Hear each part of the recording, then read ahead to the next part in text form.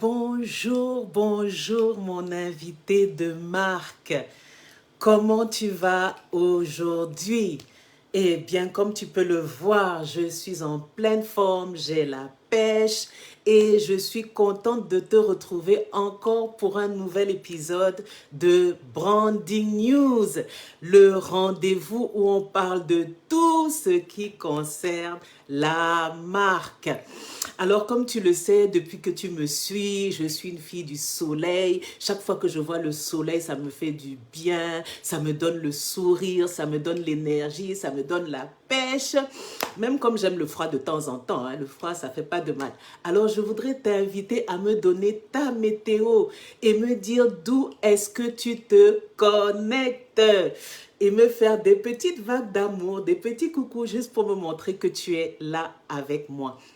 Alors aujourd'hui, dans cet épisode, nous allons parler de quelque chose de nouveau. Voilà, on va parler d'innovation. Alors, qu'est-ce que c'est l'innovation? En fait, c'est tout ce qui concerne la nouveauté. Chaque fois que tu apportes une nouvelle touche ou un nouvel aspect à ton offre de produit, à ta marque, à ton entreprise, tout ça là rentre dans le compte de l'innovation. Et l'innovation est un vrai vecteur de croissance. Alors, si tu connais quelqu'un qui est en train de lancer un nouveau produit, lancer un nouveau livre, un nouveau service, ou une nouvelle marque, et c'est le moment de partager ce live parce que je vais te partager 3 manières de trouver des idées pour l'innovation, pour sa marque. Alors, je t'invite à me faire quelques coucous et je te laisse quelques minutes pour partager le live. Et pendant ce temps, je vais me présenter. Alors, qui suis-je? Je suis Suzanne Ouellet, je suis consultante en marketing et brand coach. C'est un gros mot, franchement, pour juste dire que j'accompagne les entreprises, les dirigeants d'entreprises et les entrepreneurs, tous ceux qui ont à charge de développer un business, à lancer et en tout cas faire croître des marques fortes pour générer de la demande, du revenu et donc de la croissance. En fait, c'est que forte de plus de 20 années d'expérience dans des entreprises multinationales établies en Afrique subsaharienne, je viens comme ça partager leurs secrets, leurs bonnes pratiques, leurs astuces pour te permettre à toi de bien gérer et développer ta marque. Voilà, sur ce, me voici présenté. Si tu as une minute, toi aussi tu peux me dire d'où est-ce que tu te connectes, qu'est-ce que tu fais, quelle est ton activité. D'ailleurs, j'ai envie de te poser une question. Quelle a été ta première action de la journée? Quelle a été l'activité que tu as menée en te levant ce matin? Bon, je te laisse, moi, une de mes routines, c'est la prière. Mais pour toi, peut-être que c'est autre chose.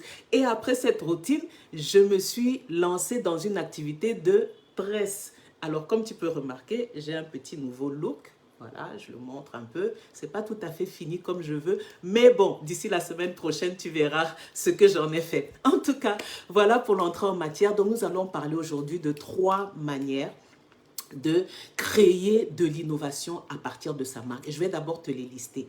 La première manière, c'est de regarder ton audience. On a vu à l'occasion d'un de nos précédents lives qu'une audience, c'est l'ensemble des personnes à qui tu destines ton produit ou ton service ou ton projet. Voilà.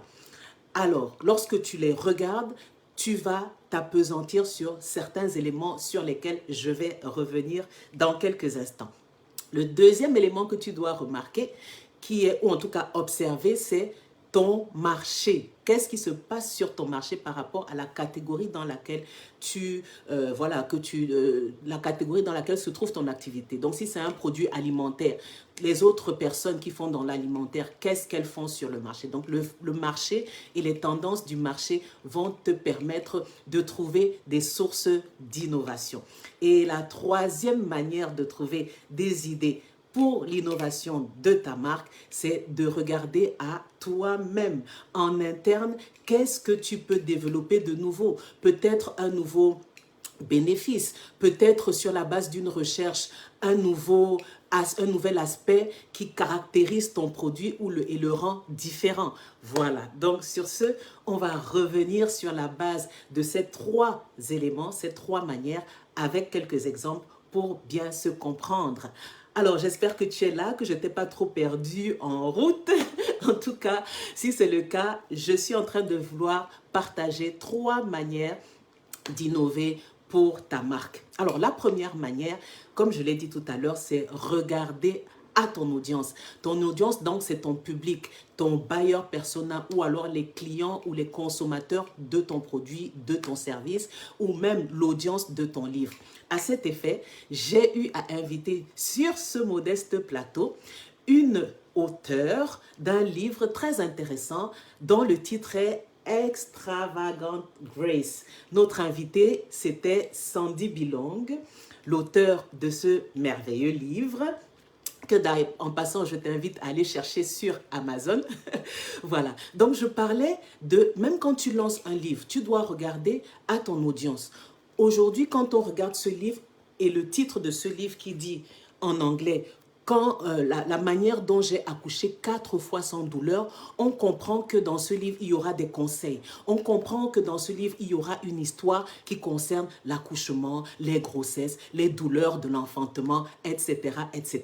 Donc, forcément, naturellement, on se dit, ce livre, c'est pour les femmes enceintes. Mais lorsqu'on regarde l'ensemble des personnes qui sont tout autour des femmes enceintes et même au-delà des femmes enceintes, dans l'audience des femmes, on peut trouver d'autres femmes qui ne sont même pas peut-être encore enceintes. Parfois, c'est des jeunes filles qui veulent se marier ou qui viennent juste de se marier, mais elles ont tellement peur de prendre une grossesse parce que vraiment, elles ont peur de l'accouchement, etc. Donc, ce genre de livre s'adresse aussi à elles.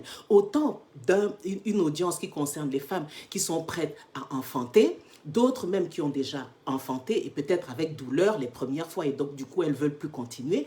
Et une autre audience peut-être, toutes celles qui viennent de se marier et qui ont peur de porter une grossesse. Et donc je vois par exemple une de mes filles qui dit « Ah non, moi maman, vraiment je vais prendre une mère porteuse parce que je ne veux même pas passer à côté des douleurs de l'enfantement. » Donc voilà une autre audience qui peut être adressé par le même produit, le même service. Donc ça, c'était le premier point. Regarde ton audience.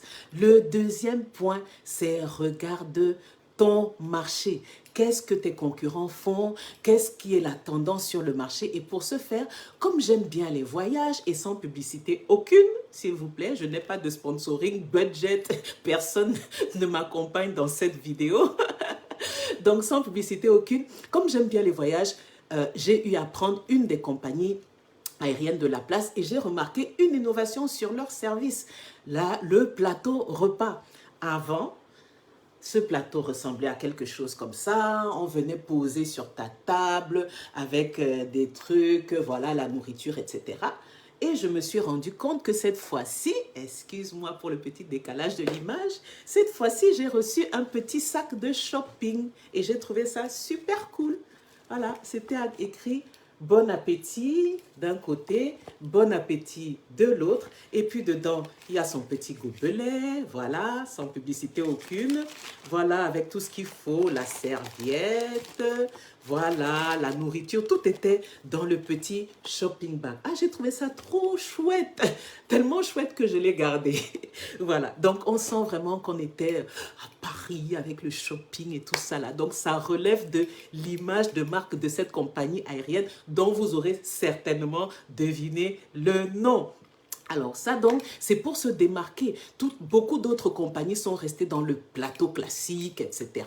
Mais tout d'un coup là, hein, on se distingue. Voilà. Alors le troisième aspect ou troisième manière de créer de l'innovation, c'est à regarder en interne ce qu'on sait faire, le savoir-faire, comment améliorer. Et là, c'est pour ça que dans les grandes entreprises, il y a souvent des départements recherche et développement parce qu'elles permettent de regarder si on ne peut pas améliorer la technologie, si on ne peut pas améliorer les recettes, ainsi de suite. Donc l'innovation peut venir de l'interne à l'intérieur de l'entreprise à partir des recherches et des découvertes pour pouvoir mieux répondre aux besoins des clients.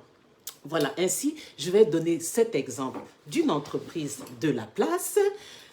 Voilà, qui fait dans des produits cosmétiques bio qui s'appelle Natural Garden et dont la gamme pour un début se limitait à beaucoup de produits fruitiers, l'avocat, l'ananas, le citron, voilà, qui fait des savons, des huiles, etc., la carotte et le miel, ainsi de suite.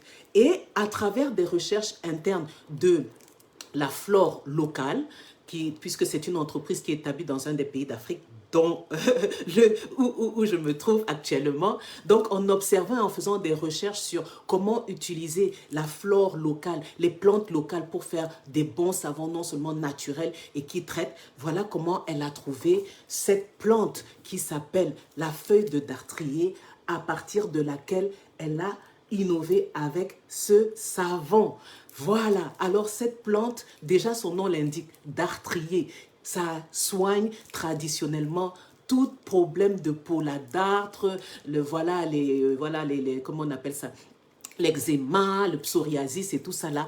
Et donc cette entreprise, par ses recherches internes, a pu développer donc ce savon qui vient répondre aux problèmes d'allergie, aux problèmes de peau qu'on trouve dans cette localité et même dans tout le monde entier, puisque ce produit est exporté ailleurs, etc., dans d'autres pays d'Afrique. Voilà donc 3 exemples qui permettent de trouver des idées d'innovation. Je les résume.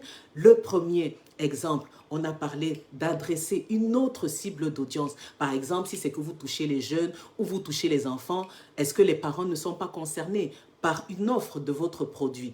Le deuxième exemple était comment se démarquer de la concurrence. Voilà comment une compagnie a réussi à se démarquer en faisant ses plateaux repas sous forme de shopping bag. Et puis la troisième astuce qui est regarder en faisant des recherches à l'intérieur de l'entreprise par son département recherche, développement, innovation, vous l'appelez comme vous voulez, mais voilà comment on peut toujours améliorer sa gamme de produits en l'innovant et ça permet de se différencier de ses concurrents, d'attirer les consommateurs vers notre marque, de les fidéliser et donc de booster notre revenu. Si en plus de ça, on combine ces 3 éléments, alors là, waouh, on est prêt pour décoller. Alors, j'espère que ces astuces ont été très intéressantes et utiles pour toi. Si jamais il y a des points que tu n'as pas bien assimilés, n'hésite pas, je t'invite à laisser tes commentaires dans la barre de commentaires. Je t'invite également à partager ce live si jamais tu le prends après coup, parce que je suis certaine qu'il va aider plus d'une personne. Voilà, sur ce, je vais prendre congé et je vais te dire à une prochaine fois, la semaine prochaine, même jour, même heure, toujours ici à Branding News, le rendez-vous où on parle de tout ce qui concerne les marques pour booster ta marque et exploser ton business. À bientôt. Bye bye.